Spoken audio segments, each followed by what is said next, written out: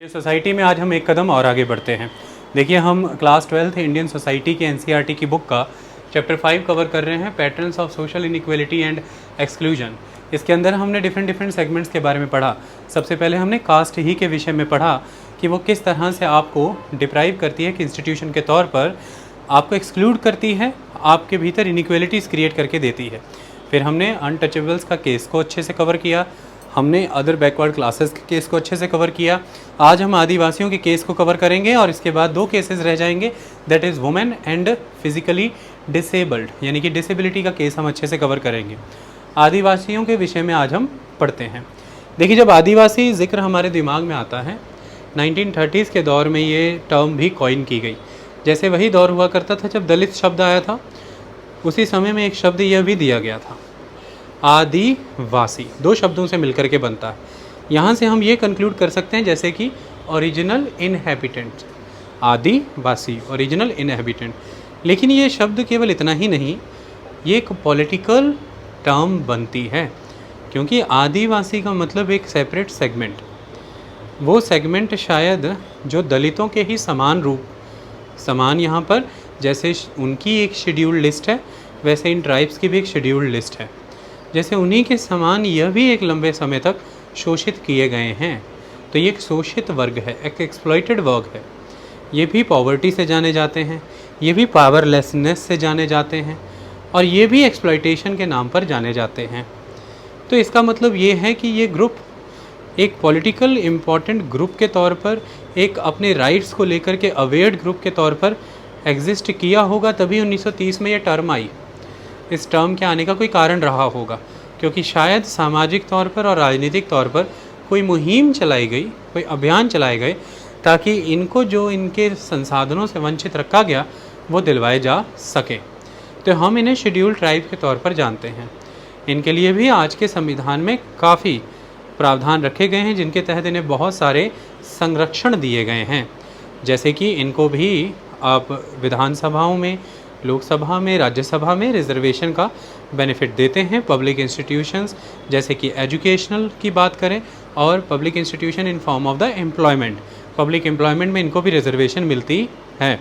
इसके अलावा दलितों से आगे बढ़कर के इनके लिए कुछ खास प्रावधान और भी हैं। शेड्यूल 5 और शेड्यूल 6 के लाभ भी इन्हें मिलते हैं। संविधान में टोटल 12 शेड्यूल्स हैं, जिनमें से शेड्यूल 5 और शेड्यूल 6 खास तौर पर आदिवासियों की बात करता है।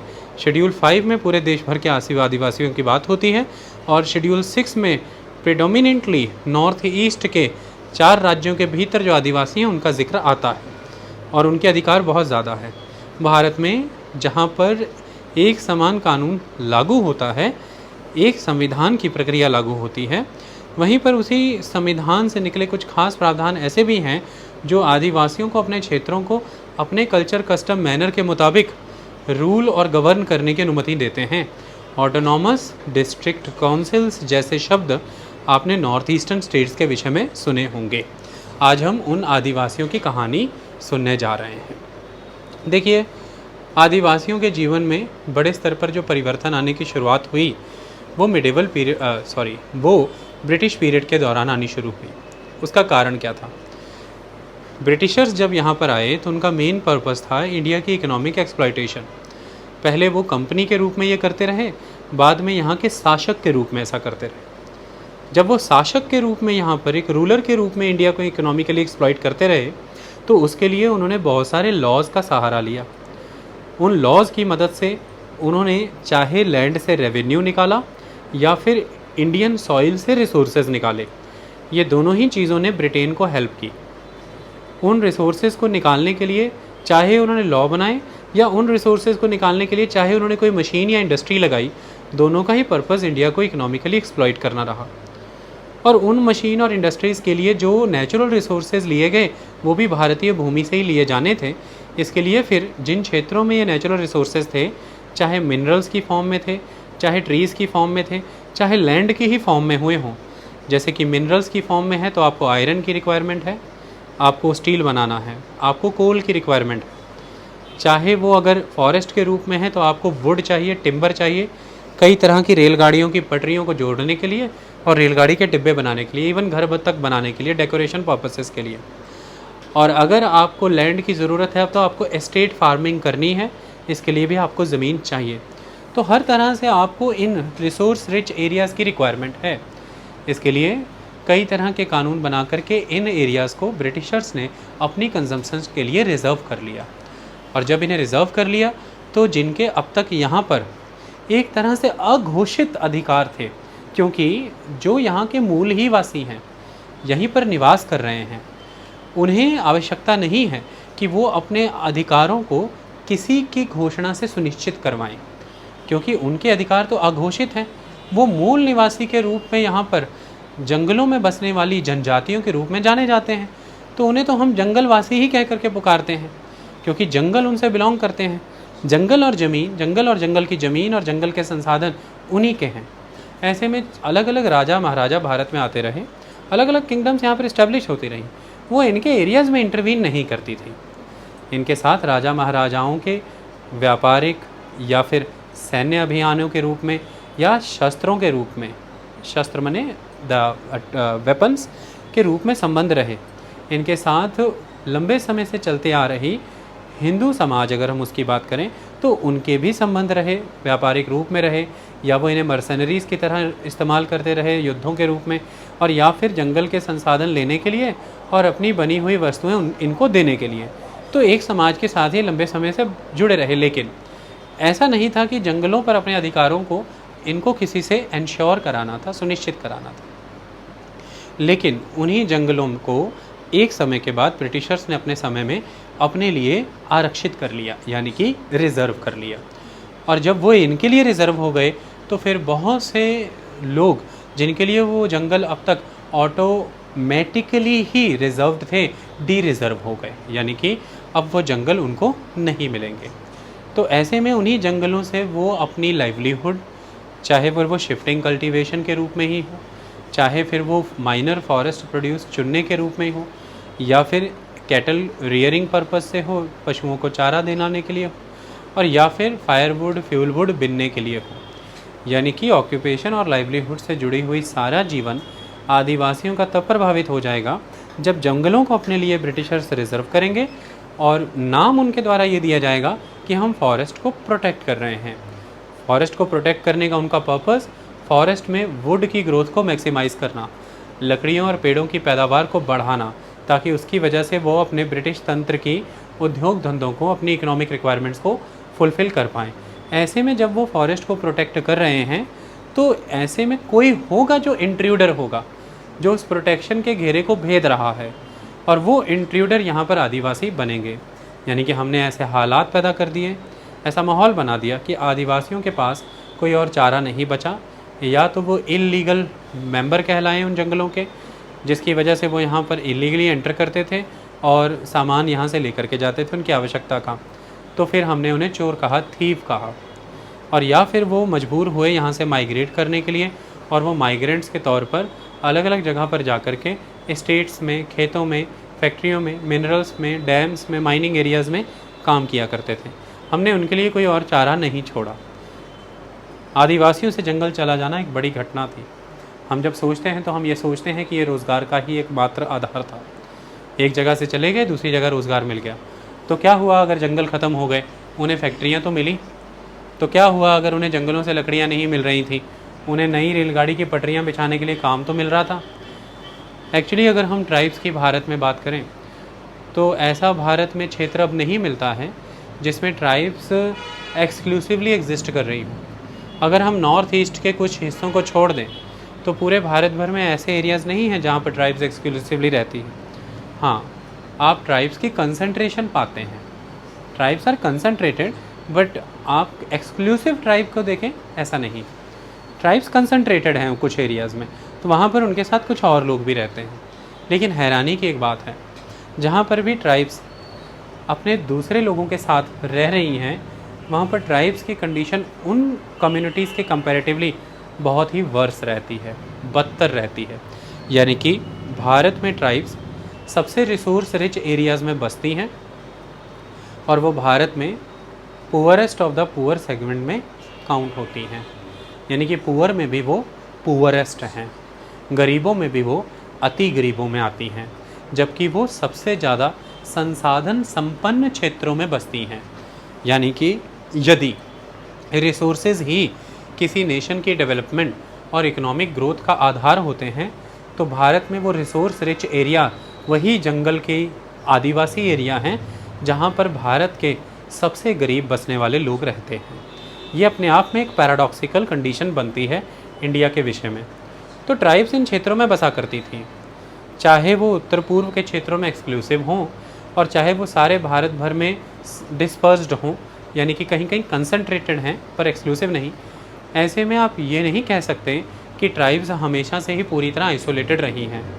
यकीनन ही ट्राइब ने फॉरेस्ट के साथ अपने जीवन को कुछ ऐसा बुना जैसा आप बुनते हैं। आप अपनी गली मोहल्ले कॉलोनी के साथ अपने जीवन को बुनते हैं, तो ट्राइब्स ने फॉरेस्ट के साथ अपने जीवन को कुछ ऐसा बुना कि उनकी कल्चरल लाइफ, इकोनॉमिक लाइफ और पॉलिटिकल लाइफ पूरी तरह से फॉरेस्ट से प्रभावित हुई, पूरी तरह से फॉरेस्ट से प्रभावित हुई। फॉरेस्ट ऐसा नहीं होता कि जिसमें 4 पेड़ किसी के हो जाएं, एक झरना किसी का हो जाए, नदी किसी की हो जाए और ज़मीन किसी की। क्या ऐसे हो सकते हैं सुमेधा फॉरेस्ट? ऐसे नहीं होते हैं। फॉरेस्ट में ऐसा जीवन बिताया ही नहीं जा सकता है। देखिए, एक नदी से यदि जल कहीं इकट्ठा करके सबके घर में इंडिविजुअली टैप के ज़रिए पानी पहुंचाया जा सके, तब तो आप उन लोगों को एक इंडिपेंडेंट अथॉरिटी ऑफ रिसोर्सेज दे करके एक इंडिपेंडेंट लाइफ दे सकते हैं, दूसरे से लगभग कम्प्लीटली इंडिपेंडेंट। लेकिन जहाँ पर इस तरह की तकनीक और विज्ञान ही नहीं काम करते, एक ही नदी का स्ट्रेच है और आप सबको उसी के तहत जीना है, उसी से जल लेना है, आपके जानवरों को उसी में पानी पीना है, आपको उसी में स्नान करना है और आपके क्षेत्र की समृद्धि का आधार वही नदी है, तो आप सबकी ऑनरशिप उस रिवर पर कंबाइंड होती है, कम्युनिटी ऑनरशिप होती है। इसी तरह से साल भर में अलग अलग पौधे, अलग अलग पेड़ पुष्प देंगे, बीज देंगे, फल देंगे, जड़ें देंगी, तने देंगे, ब्रांचेस देंगे, अलग अलग वृक्ष। तो इसलिए वो समस्त वृक्ष भी समस्त जनजाति के होते हैं। यहाँ पर भी कंबाइंड ही एफर्ट होता है।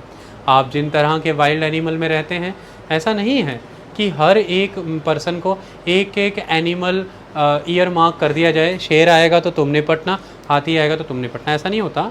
वो जिन जानवरों में रहते हैं उनसे निपटने के लिए जिस शक्ति की आवश्यकता है वो कंबाइंड एफर्ट्स में ही हो सकती है। तो कुल मिलाकर के जब आप जंगल में बसते हैं, आपका जीवन ही बड़ा कम्युनिटी ओरिएंटेड होता है, तो आपकी राजनीति भी कम्युनिटी ओरिएंटेड ही हो जाती है, क्योंकि लैंड पे ऑनरशिप कम्युनिटी की है, फॉरेस्ट रिसोर्सेज पे ऑनरशिप कम्युनिटी की है, जितने भी प्राकृतिक संसाधन हैं उन पर ऑनरशिप कम्युनिटी की है। इंडिविजुअल ऑनरशिप सिस्टम नहीं रहता। ऐसे में जो शासक भी होगा वो कम्युनिटी का ही होगा और वो कम्युनिटी में सिर्फ एक रोल पाया हुआ है उस कम्युनिटी के रिसोर्सेज, उस कम्युनिटी की टेरिटरी, उसकी बाउंड्री और उसकी आइडेंटिटी को प्रोटेक्ट करने का, यही मात्र उसकी पोजीशन है। वो कोई बहुत ज़्यादा सुपीरियर नहीं है बाकियों से, क्योंकि उसे इनका साथ लेकर के ही अपने कामों को अंजाम देना है। तो वो हद से हद इस कबीले का सरदार हो सकता है, इस आदिवासी समूह का सरदार हो सकता है। ऐसी बहुत लंबी चौड़ी हिरैर्की नहीं होती।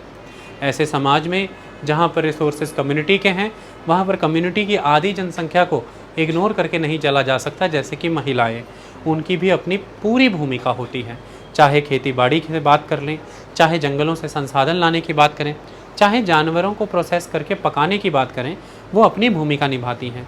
चाहे जंगल से आई हुई लकड़ी से बने हुए कई तरह की वस्तुओं के निर्माण की बात करें, उनकी अपनी भूमिका होती है।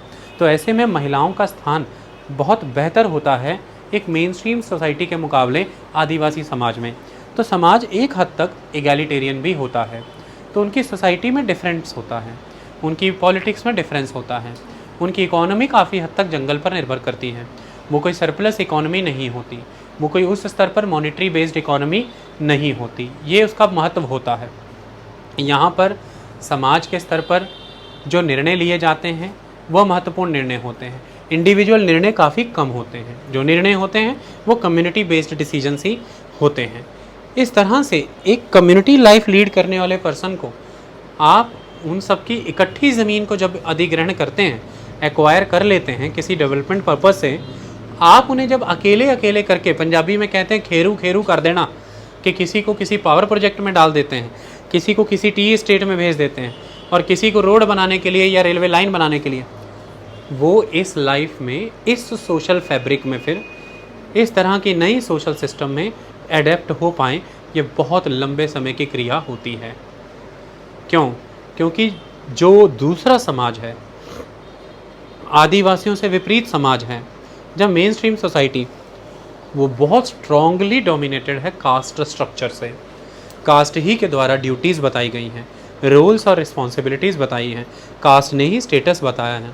वहाँ पर कई तरह की सोशल इंस्टीट्यूशंस काम कर रही हैं, जैसे कि फैमिली हैं, एजुकेशनल इंस्टीट्यूशंस हैं, जैसे कि कास्ट है। वहाँ पर बड़े स्तर पर भूमिका जो है महिलाओं की पुरुषों से अलग रखी गई है। वहाँ पर जाति के आधार पर श्रेष्ठता और निम्नता का भेद बहुत अधिक है। जनजातीय समाज इससे अलग होता है। तो आपका यह कह देना कि इस जंगल को ख़त्म करके यहाँ पर एक स्टील की फैक्ट्री लगेगी और उस फैक्ट्री में आप सबको रोज़गार दे देंगे, ये नहीं है कहानी। सिर्फ आप उस एक पूरे के पूरे भिन्न समाज को, भिन्न मान्यता वाले समाज को, भिन्न सामाजिक, राजनीतिक, आर्थिक और धार्मिक पृष्ठभूमि वाले लोगों को एक दूसरे ही भिन्न समाज के साथ इकट्ठा खड़ा कर दे रहे हैं, जिसमें कि मेन स्ट्रीम ऑलवेज डोमिनेटिंग रहता है, क्योंकि उनकी चॉइस का इकोनॉमिक प्लान चल रहा है, उनकी चॉइस का डेवलपमेंट प्लान चल रहा है। आपने ऐसा तो नहीं किया कि फैक्ट्रियाँ ख़त्म करके सब लोगों को जंगल में काम पे लगा लिया हो। देखिए, दो चीज़ें करिए आप। मैं आपको दो चीज़ें देता हूँ, एक इधर एक पैच ऑफ फॉरेस्ट लैंड और इधर एक ग्रुप ऑफ इंडस्ट्रीज़। आपके पास केस 1 है कि आप पैच ऑफ फॉरेस्ट लैंड को ख़त्म करके ग्रुप ऑफ इंडस्ट्री का एक रेप्लिका यहाँ भी क्रिएट करें और फॉरेस्ट में रहने वाले लोगों को उसमें एडजस्ट कर लें। यहाँ पर सारा दारोमदार उन जंगल में रहने वाले लोगों पर है कि वो कितनी तेज़ी से अब अपने आप को बदल लें उनके मुताबिक जो फैक्ट्री में काम कर रहे हैं। यानी कि जो ओनर्स ऑफ चेंज है वो उन पे है, जो असिमिलिएशन की जिम्मेदारी है वो उन पर है। और ये है भी असिमिलिएशन, इंटीग्रेशन नहीं है। लेकिन मैं दूसरे केस की बात करता हूँ जहाँ पर आपने इस ग्रुप ऑफ इंडस्ट्री को उस पैच ऑफ फॉरेस्ट लैंड से रिप्लेस कर दिया। अब जो लोग इंडस्ट्री में लगे थे, अब सारा ओनस उन पे आ गया है कि उन्हें जंगल के मुताबिक अपना जीवन बदलना होगा। उन्हें इंडिविजुअल से एक कम्युनिटी लाइफ में आना पड़ेगा। उन्हें सोशल स्ट्रक्चर जो सोशल इंस्टीट्यूशन के द्वारा चल रहा है उसकी बजाय ज़्यादा प्राथमिकता इस आधार को देनी पड़ेगी कि हमारे प्राकृतिक संसाधन हमें से कैसा जीवन जीने के लिए विवश कर रहे हैं। महिलाओं का स्थान बदलना पड़ेगा, फिर उनका सम्मान भी बदलेगा। तो देखिए फिर समस्या कहाँ खड़ी होगी ये पता चलेगा। तो यहाँ पर असिमिलेशन की जिम्मेदारी उन पर आ जाएगी जो फैक्ट्रियों में थे, यहाँ भी इंटीग्रेशन नहीं होगा। ऐसे में जब हम ये कह देते हैं कि हमने लैंड एक्वायर कर लिया है इस माइनिंग के लिए या इस रिवर डेवलपमेंट प्रोजेक्ट के लिए, उन लोगों को एक सरकारी नौकरी या कहीं एक ज़मीन या पुनर्वास के लिए एक घर दे दिया गया है और अच्छी खासी रकम वन टाइम सेटलमेंट कॉम्पनसेशन के रूप में दे दी गई है, ये सिर्फ़ और सिर्फ आपने आर्थिक फ्रंट पर, कंप्लीटली मॉनेटरी फ्रंट पर जो उनका एक नुकसान हुआ है उसे भी किसी ही हद तक भरपाई की है। लेकिन जो उनका सामाजिक, सांस्कृतिक, राजनीतिक स्तर पर जो उनकी अब तक की हेरिटेज थी, वो जो अब तक का चला आ रहा उनका हेरिटेज था, जो जिसको कैरी फॉरवर्ड करके वो अपनी डिस्टिंक्ट आइडेंटिटी को कंटिन्यू करते, आपने किसी से, जैसे कि मैं आपसे एक बात पूछता हूँ, ऐसा हो कि रातों रात कोई आपसे दिवाली का त्यौहार ले ले, दिवाली का त्यौहार ले ले और आपको ये कहे कि हम आपको पूरा ऑप्शन दे रहे हैं, इसकी बजाय अब आप आज के बाद दिवाली नहीं चलाएंगे, आप इसकी बजाय एक दूसरे को खीर खिलाएंगे। एक्चुअली में आप इसे डिनाई इसलिए नहीं करेंगे कि खीर खिलाना गलत बात है, तो अच्छी बात है। आप डिनाई इसको इसलिए करेंगे कि पीढ़ी दर पीढ़ी हम स्वयं को राम से, पीढ़ी दर पीढ़ी हम स्वयं को गुरु हरगोबिंद से जोड़ते चले आए हैं। इस त्यौहार के माध्यम से हम कंटिन्यू हुए हैं इसके वाया। हमारी पीढ़ियां सीखती चली आई कि हमारे पुरखे इस दिन चिराग किया करते थे, कहाँ जा कर के उनकी समाधियों पर जा कर के चिराग होते थे, जगहों पर चिराग होते थे, गुरुद्वारे मंदिरों में चिराग होते थे, और हमें भी ये इस विरासत को आगे। तो वो फेस्टिवल अब एक केवल और केवल फेस्टिवल नहीं, वो एक हेरिटेज का पार्ट है। वो ख़त्म होगा तो आगे की पीढ़ियों की आइडेंटिटी पिछली पीढ़ियों से कट भी जाएगी, भिन्नता आ जाएगी, और फिर आसानी हो जाएगी उनका भविष्य का स्वरूप बदलने में, और फिर आसानी होगी उन्हें पीछे की जड़ों से काटने में। ऐसे में वो कटा हुआ एक नई शाखा के रूप में या तो वृक्ष बने या ना भी बने, इसके कोई चांसेस नहीं, और जो बने तो हो सकता है कि भिन्नता में चला जाए। तो देखिए बात समझने की होती है। एक आर्थिक कॉम्पनसेशन है, ये अलग बात है, लेकिन पूर्ण रूप से उनका समावेश एक समाज के तहत कैसे हुआ, ये बड़ी बात है। उनको आपने कैसे इंटीग्रेट कराया, ये बड़ी बात है। और देखना है कि क्या कहीं असिमिलेट तो नहीं हुआ। तो आदिवासी समाज के द्वारा अपने जंगलों में बसने के कारण एक भिन्नता थी जीवन में, आइसोलेशन भी रही उनकी ज्योग्राफिकली।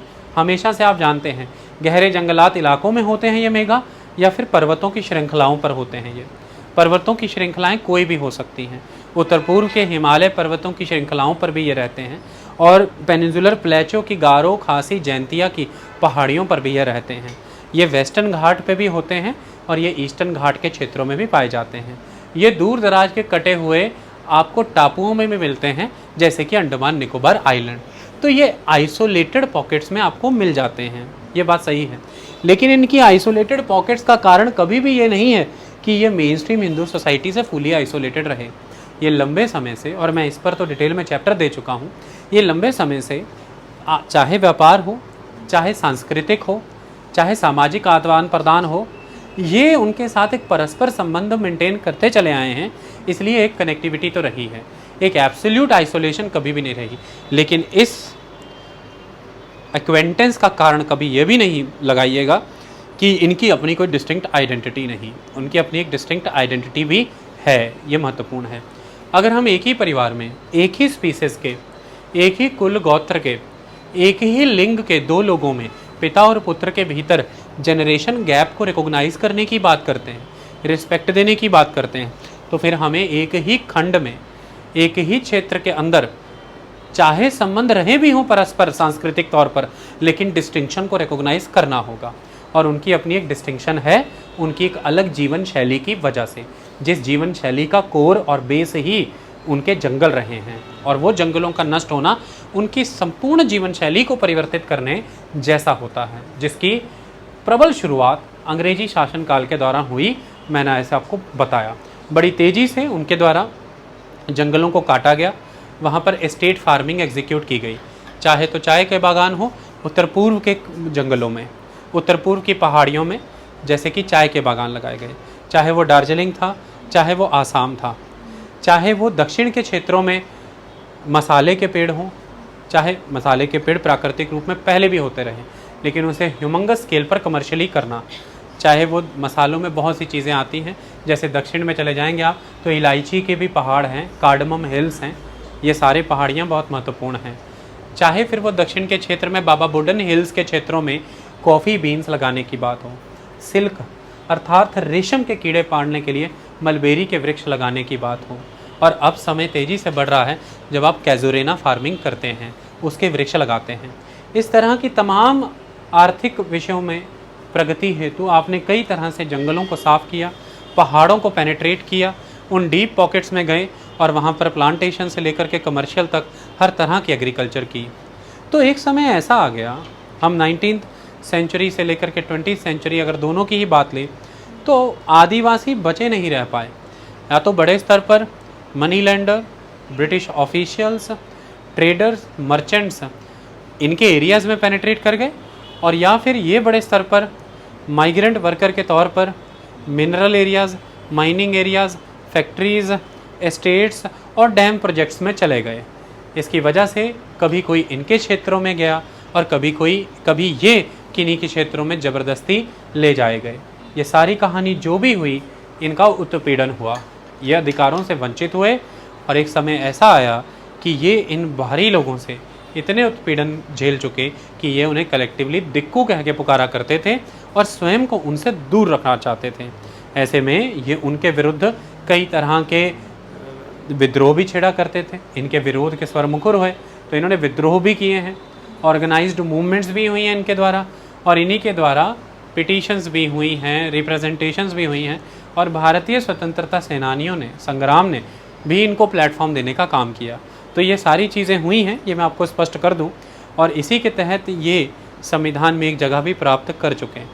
लेकिन हमें दूसरी चीज़ों को अभी ध्यान में देना है, जो मेन एस्पेक्ट है उस पर हम अभी आएंगे। आपके मन में ये विचार आता होगा कि ब्रिटिश पीरियड के दौरान चाहे रिजर्व फॉरेस्ट की बात हो या फॉरेस्ट को प्रोटेक्ट करने की बात हो, उसके नाम पर इनका उत्पीड़न हुआ, इनको इनके अधिकारों से वंचित किया गया। तो शायद भारतीय सरकार आ जाने